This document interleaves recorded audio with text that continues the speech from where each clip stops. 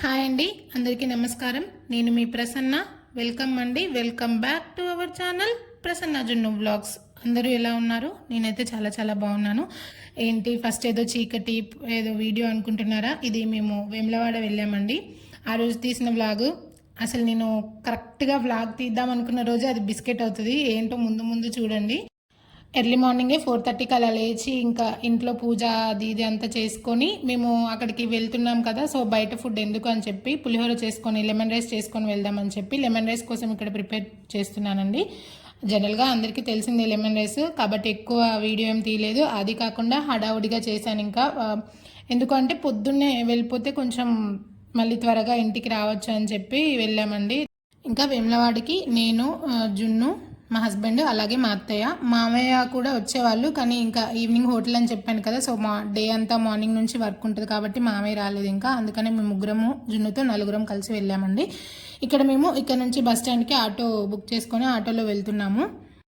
అందరికీ తెలుసు కదా మాది వరంగల్ అని చెప్పి. వరంగల్ నుంచి వేములవాడకి డైరెక్ట్ బస్సులు ఉంటాయండి. ఇంకా ఇక్కడ మనం మధ్యలో ఆగి దిగాల్సిన అవసరం ఉండదు, డైరెక్ట్ బస్సులు ఉంటాయి. సో ఇక్కడ వరంగల్ బస్ స్టాండ్లో ఇంకా డైరెక్ట్ బస్సు, మేము వెళ్ళగానే బస్సు ఉంది అక్కడ. ఇంకా బస్సు ఎక్కేసాము. ఎక్కువ వీడియోస్ ఏం తీయలేదు. బస్సు ఎక్కగానే ఫస్ట్ ఇంకా జున్ను మార్నింగే లేచాడు కాబట్టి మళ్ళీ పడుకున్నాడు. బస్సులో అసలు జనమే లేరు. మేము ఒక్కొక్కరం ఒక్కొక్క సీట్లో అలా కూర్చున్నాం అందరం. ఇంకా జున్ను ఇంకా ఫ్రీగా పడుకోబెట్టాము జున్నుని. వెళ్ళేదారిలో చిన్న చిన్న క్లిప్పింగ్స్ తీసామంతే. అక్కడికి వెళ్ళిన తర్వాత కూడా ఎక్కువ తీయలేదు. అసలు వెదర్ ఎంత ఎండగా ఉందంటే మామూలుగా లేదు. అసలు ఎండాకాలం కంటే దారుణంగా అనిపించింది. ఎక్కువసేపు ఉండలేకపోయాం అసలు. దర్శనం వెంటనే అయిపోయింది 10 నిమిషాల్లో. కానీ వెళ్ళేటప్పుడు ఏమనిపించలేదు, కానీ రిటర్న్ వచ్చేటప్పుడు చాలా అసలు అంటే చాలా చిరాగ్గా అనిపించింది బస్లో. మా హస్బెండ్ని వీడియో తీయమంటే ఆయనకు అసలు జనరల్గా ఫొటోస్ వీడియోస్ అంతా ఇంట్రెస్ట్ ఉండదు. ఇంకా నేనే తీసుకోవాల్సి వచ్చింది. అందుకే ఎక్కువ వీడియోస్ కూడా ఏం తీయలేదు. మనకి ఏంటంటే ఒకళ్ళు వీడియో తీస్తుంటే మనం కొంచెం ఫ్రీగా ఏదైనా చేయొచ్చు, మాట్లాడచ్చు కదా. ఇంకా నా అంతకు నేను తీసుకోవాలంటే ఇంకా అది కుదరలేదు. ఏవో చిన్న చిన్న క్లిప్పింగ్స్ మాత్రమే తీశాను. ఇంకా మెయిన్ వైల్ ఒక 1 అవర్ అలా పడుకున్న తర్వాత జున్ను ఇంకా నిద్ర లేచి మా దగ్గరకు వచ్చేసాడు. మేము వెనక కూర్చున్నాము. మా దగ్గరకు వచ్చాడు ఇంకా అత్తయ్య దగ్గర నుంచి. మీరు వేములవాడకి జనరల్గా ఎవరైనా వెళ్తారా? కామెంట్ చేయండి. మేము కుదిరినప్పుడల్లా వెళ్తూనే ఉంటాము. ఇది 3-4 మంత్స్ బ్యాక్ ఒకసారి వెళ్ళాము. మళ్ళీ ఇప్పుడు వెళ్తున్నాము. ఎప్పుడు వెళ్ళాలనిపిస్తే అప్పుడు వెళ్ళిపోతాం అంతే. అలాగే లెమన్ రైస్తో పాటు ఇంకా అత్తయ్య ఇడ్లీ కూడా తీసుకొచ్చారు. జున్ను మళ్ళీ మార్నింగే రైస్ తినడం అని చెప్పి ఇడ్లీ కూడా తీసుకొచ్చారు. ఇంకా జున్ను ఇడ్లీయే తినేశాడు. ఇంకా బస్సులోనే జున్నుకి తినిపించేసాము. మేము కూడా బస్సులోనే తిన్నాము. ఎందుకంటే మళ్ళీ దిగి ఒక దగ్గర కూర్చొని తింటే టైం మళ్ళీ సేవ్ అవ్వదని చెప్పి బస్సులోనే కూర్చొని తినేసాము. జనం కూడా ఎక్కువ ఏం లేరు. బస్సు ఆల్మోస్ట్ ఖాళీగానే ఉంది. ఏంటోనండి, నేను 3-4 మంత్స్ బ్యాక్ ఒకసారి వెళ్ళా అని చెప్పాను కదా. అప్పటి నుంచి నాకు ఎందుకో కొంచెం కమర్షియల్ లాగా అనిపిస్తుంది అక్కడ. ఎందుకంటే అక్కడేమో కొబ్బరికాయలు కొట్టరాదు అని చెప్పి కొట్టే దగ్గర డబ్బులు ఎవరికి ఇవ్వకూడదు అని చెప్పి బోర్డు రాసి పెడతారు. మనం కొబ్బరికాయల దగ్గరికి కొడదామని చెప్పి వెళ్ళేసరికి వాళ్ళు ఖచ్చితంగా కాయకి 10 రూపీస్ తీసుకుంటున్నారు. మళ్ళీ అది కాకుండా అంతకుముందు మొబైల్స్ అలో ఉండేది లోపలికి. ఒక 4-5 మంత్స్ నుంచి మొబైల్స్ కూడా అలో చేయట్లేదు. మళ్ళీ మనం మొబైల్స్ పెట్టడానికి మళ్ళీ అది సపరేట్ కౌంటర్, మళ్ళీ దానికి సపరేట్ మనీ అనమాట, టికెట్స్. మళ్ళీ అది కాకుండా ఓన్లీ మొబైల్స్కి సపరేట్, మళ్ళీ తర్వాత మనం ఏమైనా లగేజ్ తీసుకెళ్ళినా ఆ లగేజ్కి మళ్ళీ సపరేట్ అలా ఉంది. ఏమో నాకైతే ఎందుకో ఒకసారి ఏమైనా అడుగుదాం మాట్లాడదాం అన్నా కానీ అక్కడ మనం ఒకవేళ మాట్లాడినా కానీ అక్కడ ఉన్న పబ్లిక్ అంతా మనల్ని పిచ్చి వాళ్ళలాగానే చూస్తారు. ఎందుకంటే అట్లా అలవాటు అయిపోయాం మనం ఏదంటే అది అంతే. ఇంకా అక్కడ క్లియర్గా రాశారండి కొబ్బరికాయలు కొట్టే వాళ్ళకి డబ్బులు ఇవ్వద్దని చెప్పి. కానీ వాళ్ళు డబ్బులు ఇవ్వని వాళ్ళు కొట్టట్లేరు. అసలు కాయకి 10 రూపీస్ తీసుకుంటున్నారు. మనము కొనుక్కొని వెళ్ళి మనం దేవుడి దగ్గర కొట్టుకోవాల్సింది పోయి మళ్ళీ వాళ్ళకి ఎక్స్ట్రా 10 రూపీస్ ఇచ్చి మళ్ళీ మనం కొట్టించాలి వాళ్ళతో కొబ్బరికాయలు. అదేంటో నాకు అసలు ఏం అర్థం కాలేదు. ఇప్పుడు దాదాపు అన్ని ఏ చోటుకి వెళ్ళినా ఇలాగే జరుగుతుంది. ఏమో కరెక్టో కాదో తెలియదు, కానీ నాకైతే ఎందుకో అలా అనిపించింది అంతే. అంటే మేము అక్కడ మనకి గుడి లోపల కోడెను తిప్పిస్తాం కదండి పట్టుకొని గోమాతలని. అక్కడ అంటే జనరల్గా వెళ్ళే వాళ్ళందరికీ తెలిసే ఉంటుంది. సో అక్కడ టికెట్ మనం ఒక కోడిని తిప్పించడానికి 200 రూపీస్ టికెట్. మళ్ళీ లోపల మనకి వాళ్ళు ఇవ్వడానికి మళ్ళీ ఒక 50 రూపీస్ తీసుకుంటున్నారు.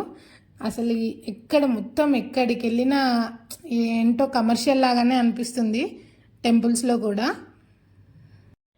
మేము అంతకుముందు అక్కడికి వెళ్ళాలి అనుకుంటే కరీంనగర్లో మా ఫ్రెండ్స్ ఉండేవాళ్ళు, వాళ్ళ దగ్గరికి వెళ్ళి ఒకరోజు అక్కడ స్టే చేసి, అక్కడ నుంచి దగ్గరే కదా మనకి, మళ్ళీ అక్కడ నుంచి వెళ్ళి దర్శనం చేసుకుని మళ్ళీ ఇక్కడికి వచ్చాక అక్కడ ఏమైనా చిన్న చిన్న కరీంనగర్లో చిన్న చిన్న ఏమైనా పార్కులు అట్లాంటివి ఉంటే చూసుకొని మళ్ళీ మేము వరంగల్ వచ్చేసే వాళ్ళం. బట్ ఈసారి వాళ్ళు లేరు. ఇంకా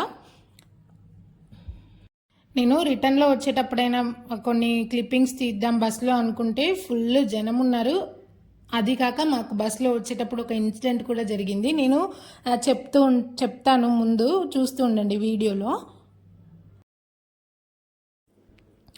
ఇంకా జున్ను ఆ బస్సులో పక్కన ఉన్న వాళ్ళకి హాయ్ చెప్పుకుంటూ వాళ్ళతో మాట్లాడుకుంటూ, మా ముందు అత్తయ్య కూర్చొని ఉన్నారు. అత్తయ్య దగ్గరికి మా దగ్గరికి, అత్తయ్య దగ్గరికి మా దగ్గరికి అలా చేంజ్ అవుతూ ఉన్నాడు, ఆడుకుంటూ ఉన్నాడు. అంత మార్నింగే లేపినా పాపం ఏమీ క్రాంకీ చేయలేదు, చాలా మంచిగా ఆడుకున్నాడు జున్నుతో. ఏంటంటే ఎక్కువ ట్రావెలింగ్స్ ఏమైనా ఉన్నా ఎక్కువ భయపడను నేను. ఫుడ్ ఒకటి కరెక్ట్గా ప్రాపర్గా మెయింటైన్ చేస్తే చాలు, ఇంకా మంచిగానే ఆడుకుంటాడు, నిద్రపోతాడు, ఏమి విసిగించాడు, ఎంజాయ్ చేస్తాడు బాగానే. తనకి కూడా జర్నీస్ అంటే చాలా ఇష్టం. సో అది మాత్రం ఇబ్బంది ఏమి ఉండదు, ఎక్కడికి వెళ్ళాలన్నా ఏ టైంకి వెళ్ళాలన్నా ఏమైనా. సో మేము రిటర్న్ వస్తుంటే ఒక ఇన్సిడెంట్ జరిగిందని చెప్పాను కదా, మేమైతే షాక్ అయ్యాం అసలు. నేను అత్తయ్య ఒక దగ్గర కూర్చొని ఉన్నాము, మా వెనక విండో సీట్ కావాలని చెప్పి మా హస్బెండ్ మా వెనక సీట్లో కూర్చొని, మా హస్బెండ్ కూర్చొని ఉన్నారు. తన పక్కన వేరే ఎవరో ఒక పర్సన్ కూర్చొని ఉన్నారు.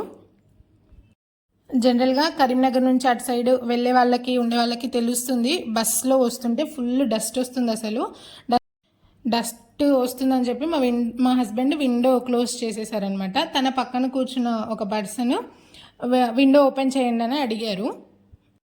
దానికి మా హస్బెండ్ ఏం చెప్పారంటే, డస్ట్ వస్తుంది, నేను తర్వాత విండో మళ్ళీ ఓపెన్ చేస్తాను అని అంటే, నాకు బాగా ఉడకపోస్తుంది, నాకు గాలి కావాలి, మధ్యలో కూర్చుంటే తెలుస్తుంది మీకు, ఏంటి మీకు ఇంత షాడిజము ఏంటి మీరు అని చెప్పి ఇంకా ఫ్రస్ట్రేట్ అవుతున్నాడు మొత్తం. అసలు నేను ముందు కూర్చొని ఉన్నా కదా, నేను ఇలా వెనక్కి ఒరిగి నేను వాళ్ళ కాన్వర్జేషన్ మొత్తం వింటూనే ఉన్నాను. జనరల్గా మా హస్బెండ్ ఏంటి అంటే తెలిసిన వాళ్ళ దగ్గర ఎంతైనా మాట్లాడతాడు ఫ్రీగా, కానీ అట్లా తెలియని వాళ్ళు ఏంటి అంటే అమ్మ వాళ్ళు ఏమైనా గొడవ పెట్టుకుంటారు, లేకపోతే ఎందుకు మనకి వాళ్ళతోటి అని చెప్పి సైలెంట్గా ఊరుకుంటారు. నాకు తెలుసు ఆయన సైలెంట్గా ఉంటారు మా హస్బెండ్ అని చెప్పి, ఆయన సైలెంట్గా ఊరుకున్నా నేను ఊరుకుంటానా? నేను మళ్ళీ షాడిజం ఏంటండి, షాడిజం అని ఎందుకు మాట్లాడుతున్నారు మీరు? తను డస్ట్ వస్తుంది, విండో తర్వాత మళ్ళీ ఓపెన్ చేస్తానని చెప్పారు కదా మా హస్బెండ్, మీరు ఎందుకు షాడిజం అని అట్లాంటి వర్డ్స్ ఎందుకు యూజ్ చేస్తున్నారు మీరు అని చెప్పి నేను కొంచెం సీరియస్గానే నేను కూడా మాట్లాడాను. ఆ తర్వాత నుంచి నన్ను కూడా కామన్ సెన్స్ లేదా మీకు, చాలా ఫ్రస్ట్రేట్ అవుతున్నాడు.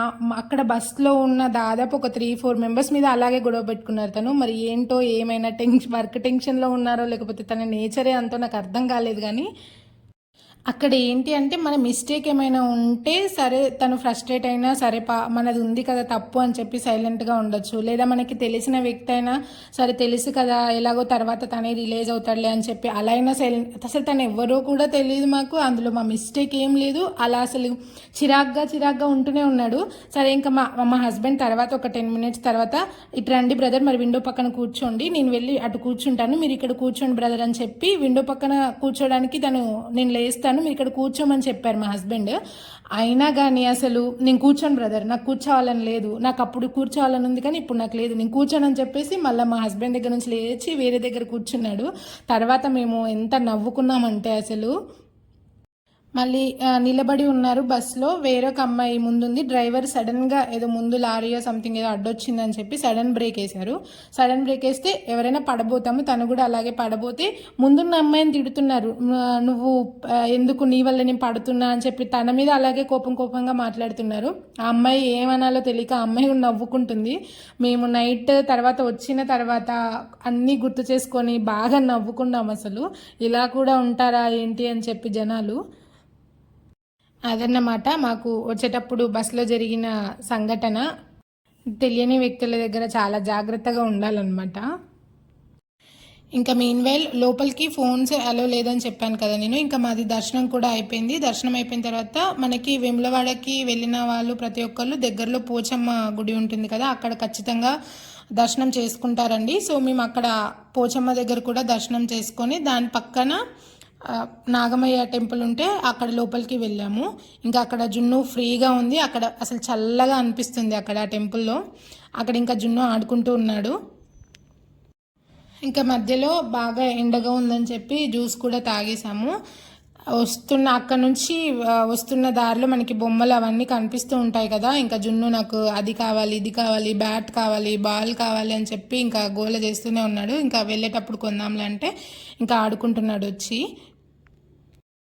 సో ముందుగా ఎవరైనా మన ఛానల్ని కొత్తగా చూస్తున్న వాళ్ళైతే లైక్ చేయండి, షేర్ చేయండి, కామెంట్ చేయండి, అలాగే సబ్స్క్రైబ్ చేసుకోండి. సబ్స్క్రైబ్ చేసుకున్న వెంటనే తెలుసు కదా పక్కన చిన్న గంట సింబల్ ఉంటుంది, దాన్ని క్లిక్ చేసి ఆల్ అనే ఆప్షన్ని క్లిక్ చేయండి.